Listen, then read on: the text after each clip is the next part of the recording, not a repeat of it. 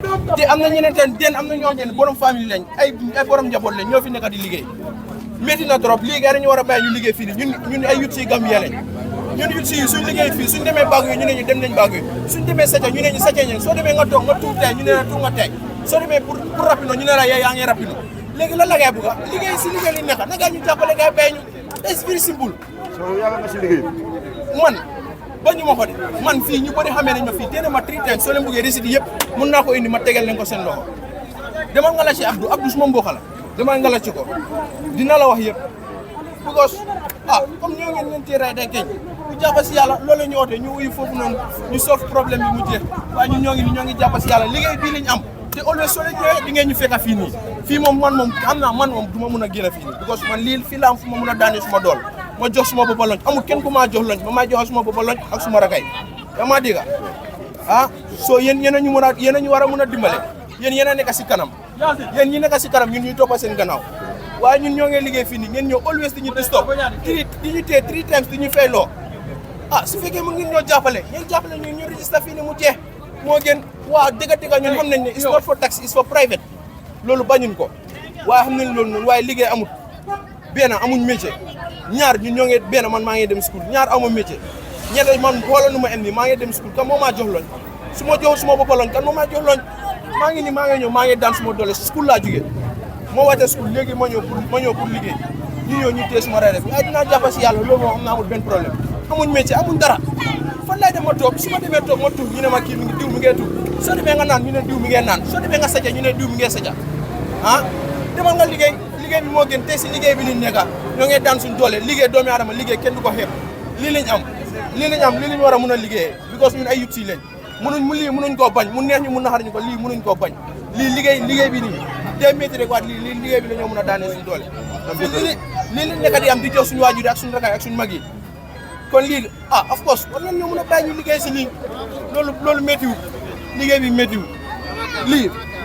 liggéey bi méttiwul ñun ñëpp ñoo ngi am na ñoo xam te ne fii yeneen daat yoo xam te ne suñ toogee benn bés liggéeyuñ duñ mën a jox seen famille yi ñu ndéewoo duñ mën a jox seen famille yi ñu añ duñ mën a jox seen famille yi ñu reer ma dégg te benn ñun ñoo ngi nii ñun amuñ ku ñoo jox suñ joxu suñ boppa kenn duñu jox xanaa ñu dem ñu sacca ñu am kon da ngeen ñu war a dimbale ngeen bàyyi ñu si liggéey bi nii ñun liggéey su fekkee ak li sax da ngeen ñoo génne si garage bi fii ngeen utal ñu feneen foo xam te ne ñun foofu la ñoo mën a nekk ñu mën a daan suñ doole gars yi waxuñ loolu dañu ne lii nekkul si constitution yi Gambie si loi Gambie waaw den xam naa loolu noonu xam naa nekkul si loolu noonu waaw tey dama laa jox exemple léegi tey su ma demoon ma sacca nga tig ñu téye ma ñu dóor ma ak ma ñëw ma daan suma doole ma am suma xaalis si boppa ban moo gën even su fekkee registré wuñ ko sax si government bi sax mun ta ñàkk waaw ñoo ngi ñaan yàlla rek yàlla na yàlla gën a yombal affaire yi rek ngeen jàppale ñu yéen a nekk si kanam yéen a ñu mën a jàppale nekk na si mbiri lii nii yàlla ñu yàlla def mu jàppale ñun ñëpp ñun ñu amut liggéey ñu amut métier yi yàlla suñu yàlla jàppale bi ko soo xoolee tey tamit mooy school laa jógee nii léegi nii school laa jógee moo wàccee school ma jógee si kër bi ma jël suma machine bi ma ñëw nu ma ñëwee noonu la gaay téye suma machine bi waa lépp def nañ ko si loxo yàlla rek waaw mooy maanaam rayda yi nii xam naa ne gars yi alawuñ pour nit yi dawal ko di yóbbu ay customers on staga waaye loo leen war a def maanaam mooy daal ngeen try ngeen wax ñu lu ñoo def on stanga su fekkee dañoo génne xaalis ñu fay gars yi mu ñu bàyyi ñu nekk suñu piis on stanga because ñun ñu ngi liggéeyal pour suñu famille dundal suñu famille nañ understand léegi su fekkee ñun ñu ngi fii ni bés bu nekk ñun ñu ngi daw loolu nekkul loo xam ne dafa rafet because nit yi ñu ngi ñoo gis yéen a ngi liggéey si nguur bi ñun nekkuñ di liggéey si nguur bi yéen a war a try ngeen discuss ngeen xool ban solution ngeen di def ba ñun tam ñu mun a taxaw ñu mun a free because ñun soo leen xoolee moto moo day gën a jël ay nit yu bari ñun benn nit lañ jëlee da ngay yóbbu nit sooy ñëw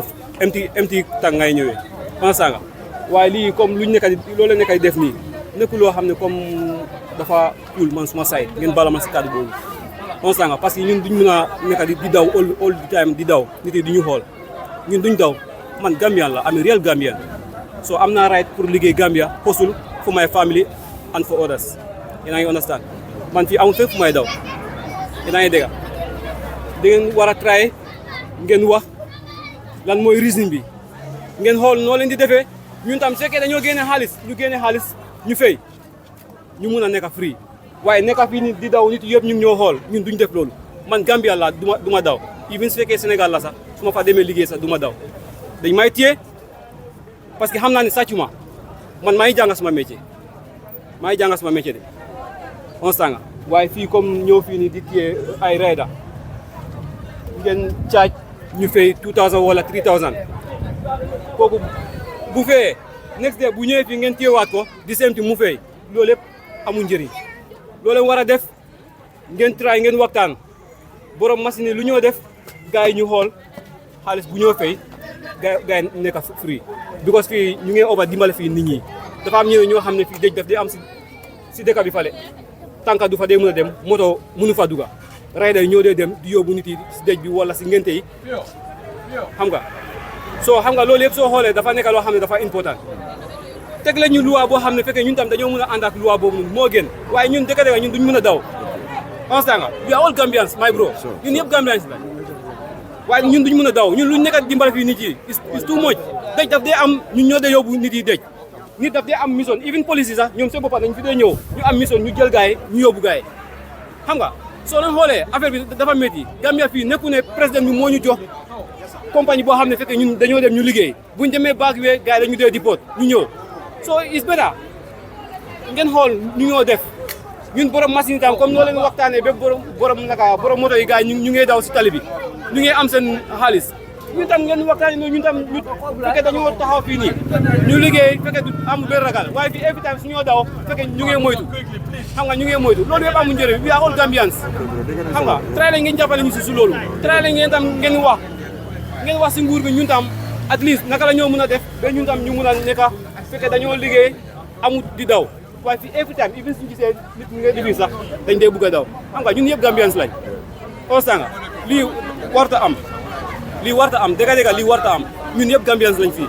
constat nga soo nit ki da ngay xool nit su la defee dara nu mu lay méttee bu ko def keneen dëgg bi tool yàlla la dañ waxalante dëgg rek waaye fii ñun duñ mën a daw de even su fekkee bés bu nekk dañu téye sax waaye man du ma daw man fii laa juddoo fii laa yaroo constat nga man du ma daw fii suma dëkk la fii suma country la soo su ma amee dara man maa ngi jàng sama full métier man maçon laa dee liggéey constat nga waaye itam lii loo leen nekk def nii nekkul right try leen ngeen waxtaan borom machine itam ñu ñoo mën a amee seen free su fekkee dañoo fay xaalis bu bari no problème ñun dañoo fay is better running every time. ok yaa ngi wax ne opération bi lu ñoo def ne dina ko right ndax yow buñ la téyee this is the first time pour ñu téyee ñetti yoon ñu ngi maa téye ok ndax buñ la téyee def nga benn effort boo xam ne di nga mën a toog ak gars yi opération kii clair yaay nga waxtaan di reason lu tax gars yi téye la gars yi waxuñ non yow war a laajte because yow lañ téye ma laaj naa last time laaj naa gars yi ma ne gars yi nañ ma waxal reason bi waaye gars yi nanguñ may ma not buñ la téyee ba pare nga ñëw toog wax ak ñoom because suñu la téyee automatiquement duñ la mën a wax la mooy reason bi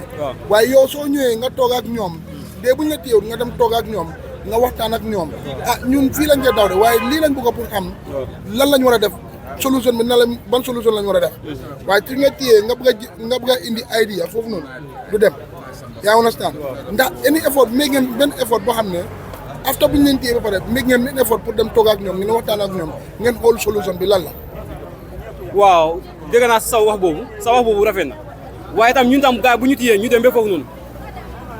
man dem naa ba foofu noonu gars yi téye ma ne gars yi ne bindal nag soo leen ma bindalee receipt su ma fayee 3000 nag soo leen ma fekkalee fii nii nag damay fayaat gars yi ne ma waaw damay fayaat ma ne gars yi den waxal leen ma receipt ban receipt moo tax gars yi ne alaawuñ pour machine mu eb nit te even su fekkee ñun yóbbuñ nit mu ngee fay waaye dafa am machine yu bari ñu ngi daw si tali bi ñu ngi yóbbu ay nit ah ñu ngi yóbbu nit even su fekkee nekkul fay ngir yàlla lañ dee def fii nag is about our family ansanga bro dafa métti de loo waxee bañuma ko waaye itam nañu waxal fii sax mun nañu wax ne léegi tray leen ngeen ñëw ñu waxal leen lan ngeen di def ñun duñ bañ loolu dañoo xam ne lu wala dañoo dem ñu def loolu on sanga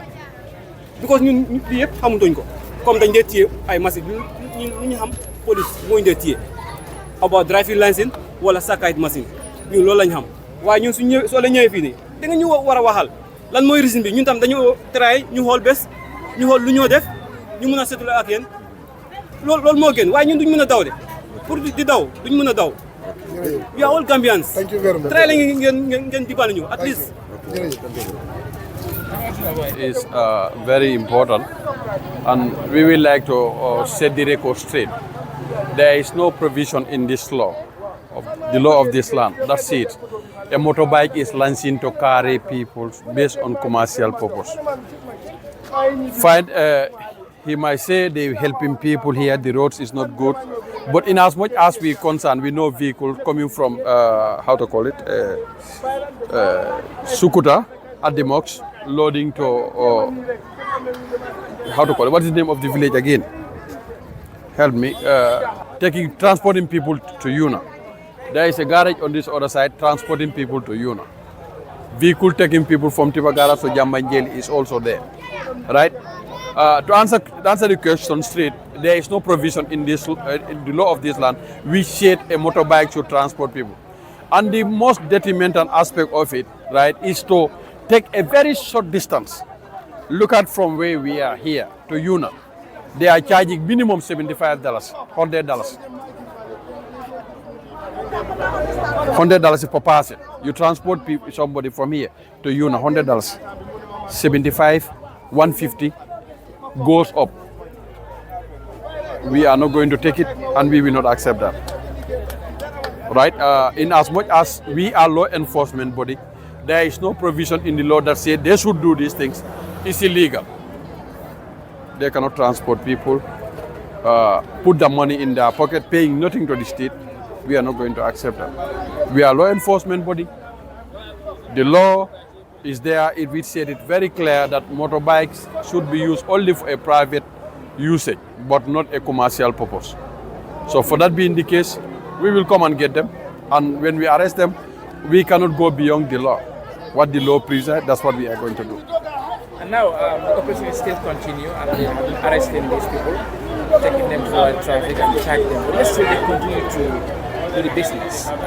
What is the step next? Yeah, we are looking with, we are working with the executive at least to come with regulations, because we believe in this operation we must have a regulations to help us out. But notwithstanding, we will not fall on our hands. I will let what we do already allow those things to go. But before that, the law, the tools that we have, that is the law, we are going to use that against them, right? We are mandated to get them and go and park them within 72 hours, right? Give a summons or to give a mandatory fine, right? Of which we are doing, at least to serve as a deterrent. But we see to it that it's not. But we will report back to the authorities and suggest these things to them. A, B, C has happened, and we believe this will be the way forward. If those regulations are out, I believe we will all be, we'll achieve our goal towards it. But notwithstanding, we are not going to fold our hands. The law that we have in this country, we are going to use those tools against them, here or wheresoever they are. Because governments say these things, all commercial drivers must be Gambian. The reason being is to have sympathy for one another, right? If a Gambian is driving a commercial vehicle, we'll be sympathize the fellow Gambians. That's why government come up with that policy. But if you check here, I'm not trying to be how to call it, we're trying to emphasize Gambians should ride the bike or whatsoever, no. But most of the time, people who are arrested around Tanje are all non-Gambians, right? And remember, from Tanje to Madiana, where they're transporting people, yesterday someone come and confessed he is paying $150. $200 he is charged from Tanje to Madiana. And there are vehicle transport vehicles who are charging $20 at that short distance. But remember, from where we are to Yuna at the garage here, $100. It cannot be accepted, to be honest. Well, they're gonna leave. They're gonna leave boy bi wa. Lim emphasize mooy ne mom he's a student. At the same time, feel mom make a living. Definitely, we are very sorry for caught that. But fi mom make a living fi mooy jël motorcycle yi di transport nit ñi di dugal ci biir. Amul ben provision in the law ci loi bi amul ben section boy code ne motorcycle mun nga ko use on a commercial basis amut. It's unlawful warta am loi bi amut fen fim ko provide motorcycle are private use, right? But da nga gis ñoo eb nit ñi fi di len dugal fi at a very short distance. The minimum they charging is $75, $100. etc. To our own Gambian brothers and sisters. Sometimes you come here very late, you drop here, they ask you to pay $250, $500, transporting you at a very short distance. We will not take that. To be honest, in as much as we law enforcement body, we will make sure we enforce the law to the latter. Though there are masses, yes, sometimes during the demolition time, I remember we come here and talk to them. On those days, we were talking to them, warning them that these things cannot be lolu munta am. Rewmi alawut ken mu jël motorcycle di ci transport nit di ko feeko alawuñ ko wax nañ ak ñoom waaye gis nañ ne wat bi safut as a deterrence so léegi li ñoo def rek mooy jël action waaw léegi loo amoon léegi ko ban message nga am pour wax ñu ko def taxi. Yeah, we have a management team. Normally, then they talk and briefing. Then they brief the authorities. Ñu day ñëw ci grand building ci day gis. I think if I might be right, this will be our third coming or fourth here. Ba léegi ñu ngi fi. We will try and come with regulations yoo xam ne at least they will be harsher than the punishment we have so far in hand, so that it can serve as a deterrent. But before that, duñ toog lem suñ loxo because a lot of results, a lot of human results and other things am na already. To gis ne yoon bi moom set na te loolu we will make sure we continue doing that before we go those regulations, right? The tools we have, that is the law, dinañ continue di ko use pour gis ne liñ jot a achieve liñ jot a laal moom is sustainable, achieve nañ ko nit ñi mun nañoo move freely and fairly. Loolu moom. Hello and welcome back to your channel Gambia This Week. The Operation Clear the Road team is at Latria, and these are the motorcycles that were seized.